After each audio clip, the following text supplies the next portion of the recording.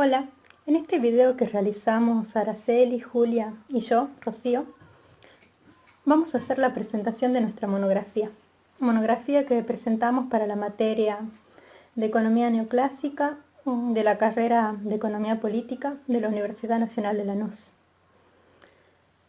La monografía se tituló Tierra, Capital y Trabajo, los factores de producción y su distribución desde la teoría neoclásica. Es así que nos interesa realizar este estudio, o esta monografía en realidad, desde la teoría neoclásica. Y como la escribimos desde esa perspectiva, marcamos que su primer axioma es que vivimos en una economía de mercado. En base a ello, su argumento es que buscamos la mayor satisfacción o beneficio, que es lo mismo. Para la economía neoclásica, todos somos homoeconómicos. Es decir, hombres y mujeres guiados por el interés y en busca de un fin. Claro, el interés es individual. Para la economía neoclásica tiene como base fundamental la libertad política y la libertad económica. Esta última es la que permite, bajo la libre elección, participar del mercado, o sea, de realizar intercambios dentro del mercado. ¿Cuál es el fin máximo de ello? Es maximizar la satisfacción, es decir, la utilidad. Bien, la teoría neoclásica se presenta la conducta del hombre como racional y el mundo lo divide entre consumidores y productores. Por eso habla de la teoría del consumidor y la teoría del productor. Y establece que aunque sus deseos son infinitos, sus medios son finitos.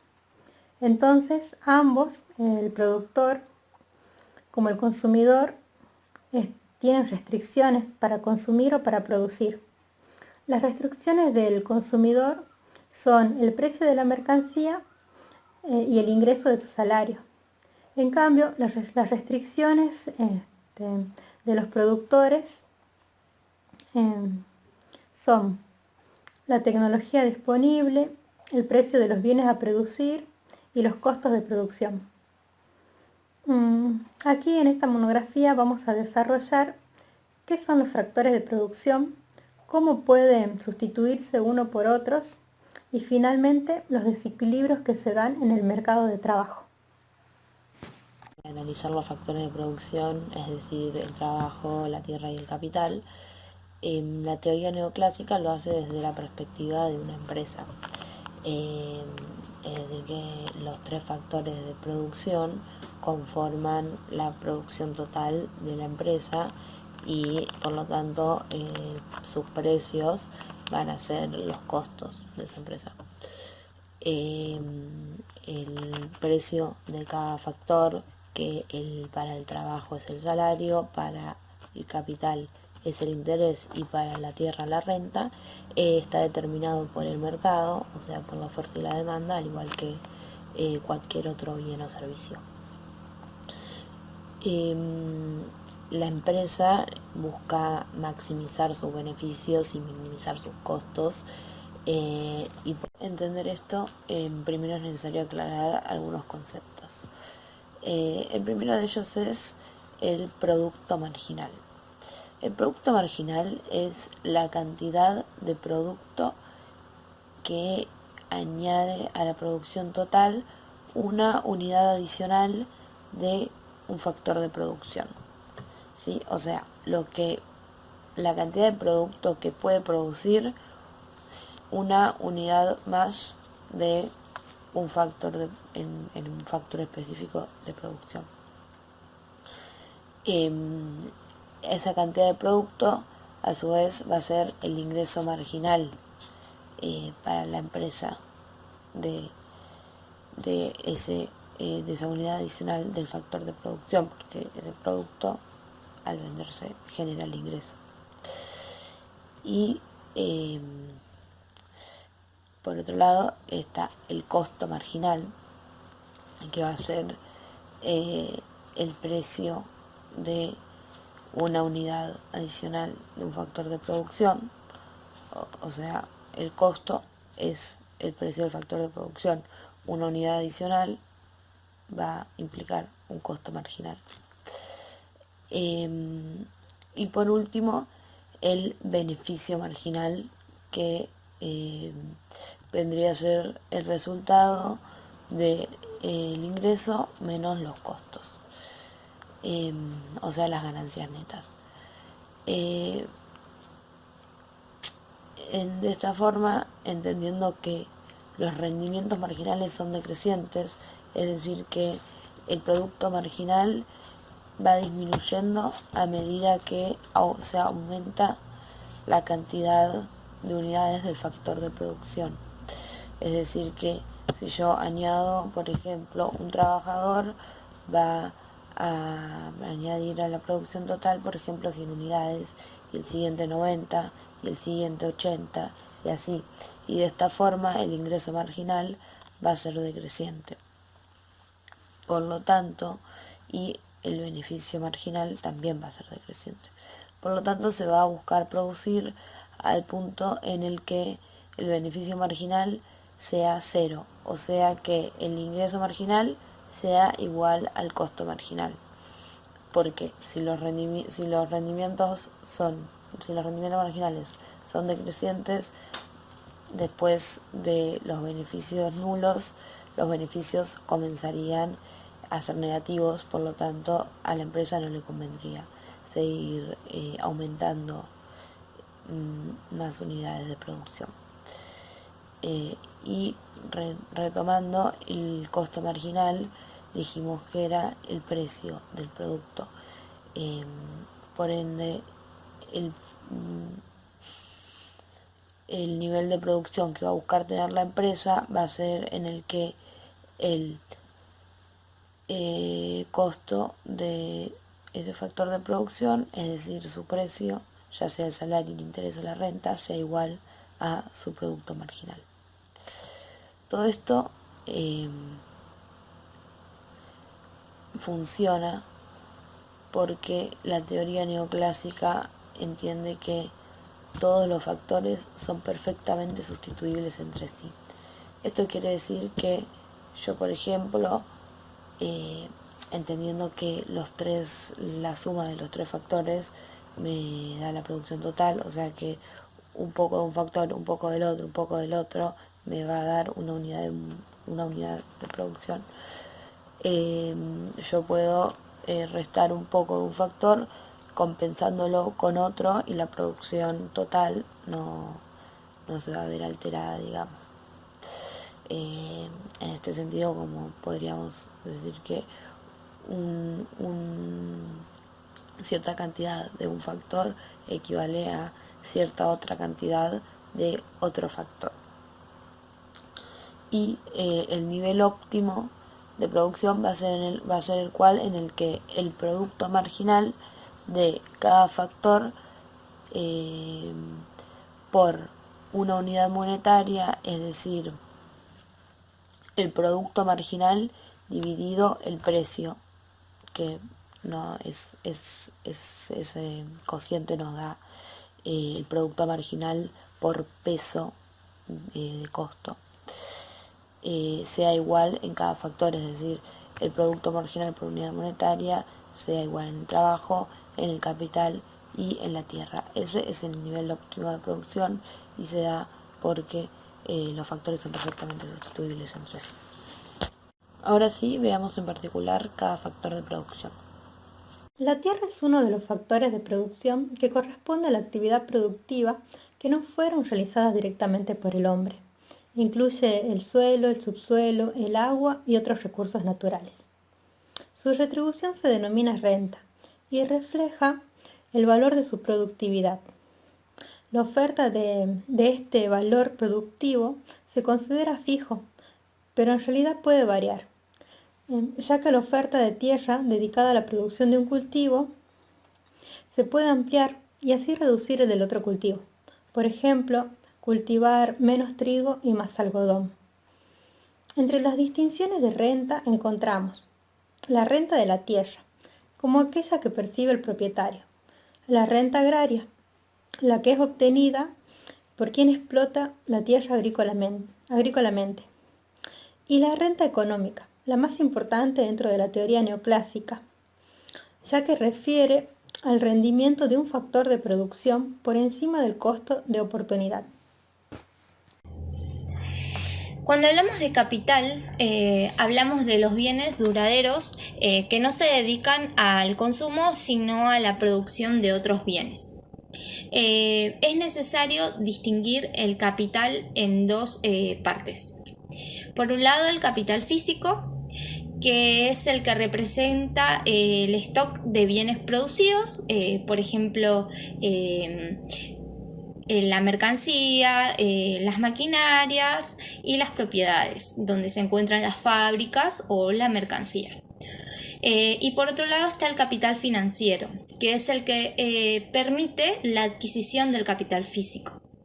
Un ejemplo que podemos mencionar es la actividad que realiza el prestamista. Este decide prestar su capital financiero a un individuo para que pueda obtener un bien físico. A cambio, el prestamista pedirá una compensación. Esta acción se denomina tasa de interés, el cual permitirá aumentar su capital y a futuro poder usarlo para ocio o para más inversión. Por lo general, el interés suele calcularse dependiendo la cantidad que se presta o en porcentajes. La diversidad de las tasas de interés dependen de los siguientes factores. El periodo de vigencia, el interés dependerá mucho del plazo que el solicitante acuerde. El riesgo de la operación es el criterio con el que evalúa el prestador a la hora de brindar un préstamo a una entidad o a un individuo. Y está, por otro lado, el periodo de vigencia, que es el interés, que dependerá mucho del plazo que el solicitante acuerde. Las principales tasas de interés tenidas en cuenta en Argentina son las siguientes. Está el Baibor, que es la tasa de interés interbancaria fijada por el Banco Central, el DATBOR, que es la tasa establecida por el Banco Central, y está la tasa de interés LEBEC y NOVAC, que son los bonos que emite el Banco Central. Estas sirven para de referencia a las financieras para operar con sus clientes. Las inversiones en bienes de capital implica que el prestamista o la entidad debe renunciar al consumo actual para obtener un mayor consumo en el futuro. Esta recompensa será recibida a través del interés que abonará el solicitante. La misión que ésta cumplirá será incentivar al ahorro y de la riqueza y la inversión en proyectos que presenten mayor rendimiento. El trabajo es la capacidad humana de producir y su precio está determinado por la oferta de trabajo, que está dada por la suma de las ofertas individuales de los trabajadores, y por la demanda, que está dada por la suma de las demandas individuales de las empresas. Por el lado de la oferta, los trabajadores buscan como agentes racionales maximizar su utilidad.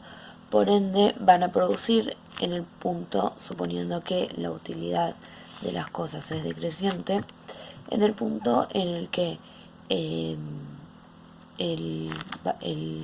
beneficio de ese trabajo, o sea, su ingreso, o sea, el salario, sea igual a su costo de oportunidad, o sea, lo que se estaría perdiendo en ese momento, por ejemplo, una hora de ocio.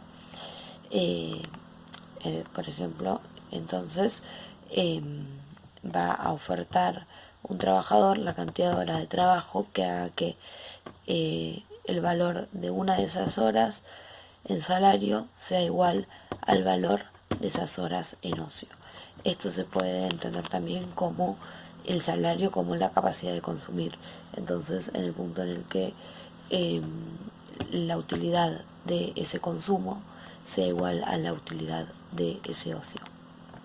Y por el lado de la oferta, con la misma lógica que explicábamos anteriormente, de conclusiones que llegamos con el trabajo es que la teoría neoclásica plantea una visión de la producción muy mecanicista, como un sistema cuadrado que cierra, donde se desvirtúa el sentido original de que la sociedad produce para satisfacer las necesidades de la misma persona que forman parte de ese proceso productivo, y en ese sentido deja de lado varios factores de la realidad que a la hora de someter ese sistema cerrado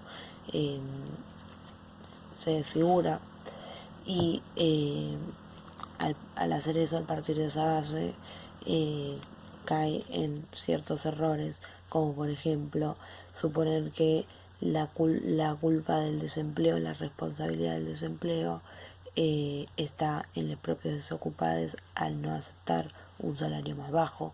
Supone que de esta manera se distribuye el ingreso de forma equitativa, ya que cada factor de la producción recibe en retribución algo proporcional, equivalente a lo que aportó al proceso productivo, y de esta forma justifica las grandes desigualdades en las que una persona gana 1000 veces más que otra, y plantea de esta forma que la distribución del ingreso se da armoniosamente, donde todos están contentos, cuando en realidad hay mucha gente que se encuentra en la pobreza, no tiene ni siquiera los servicios mínimos básicos e indispensables, y un montón de otra gente, una minoría, tiene grandes y grandes riquezas. Por último, esta teoría supone que en una situación de correcto funcionamiento del mercado se da una situación de pleno empleo. Es decir, que es una situación que se da naturalmente, ignorando la realidad de muchísimas desocupadas en todo el mundo. El hecho de justificar o ignorar esto supone no solucionar este problema, lo cual no es para nada ingenuo, ya que esta situación de pleno empleo tiene unas claras consecuencias políticas en las que los trabajadores tendrían un mayor poder de incidencia, por ejemplo, sobre el salario.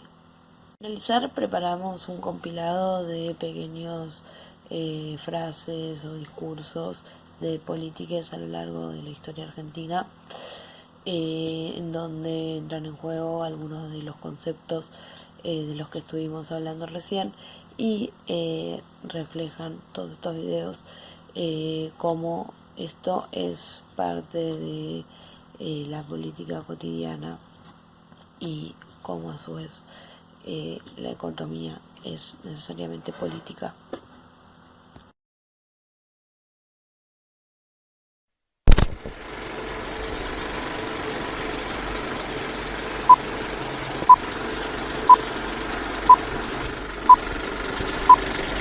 Lo que tenemos que hacer es bajar los costos y los salarios son un costo más. Bajar los costos y los salarios son un costo más. Para volver a hacernos competitivos, nosotros tenemos que encontrar un encuadramiento ético en el cual cada uno esté dispuesto a cobrar lo mínimo que le corresponde por lo que hace. En poco tiempo más estaremos hablando de trabajo y de producción, que es lo que queremos hacer desde el gobierno, para que el crecimiento posibilite contemplar salarios más dignos para los trabajadores. Que a fines del año 2010 los trabajadores están participando en el 48,1% del Producto Bruto Interno del país. Digamos, y todo ese tema de la redistribución del ingreso, lo cual me parece, toda la cosa, la justicia social, me parece profundamente injusta. Porque, a ver, digo, yo quiero saber cuántos de ustedes, de los que están acá, están a favor, ¿sí?, de tratar desigualmente a la gente frente a la ley. O adhieren al principio liberal de tratar a todos igual frente a la ley. Porque la redistribución del ingreso no solo que es un acto violento, ¿sí?, que implica redistribuir lo que ya originalmente el mercado distribuyó, premiando a aquellos que mejor satisfacieron a su prójimo con un bien de mejor calidad a un mejor precio. Cuando Llegó el momento, lanzamos el primer plan quinquenal, que eran 76.000 obras. Indudablemente, al lanzar esas 76.000 obras, todo se puso en movimiento, el país rompió la inercia. La primera consecuencia fue que esos 800.000 desocupados se ocuparon en 2 o 3 meses. Cuando se ocuparon los 800.000 desocupados, los salarios subieron solos. Porque cuando hay plena ocupación, el salario no hay que impulsarlo, sube solo.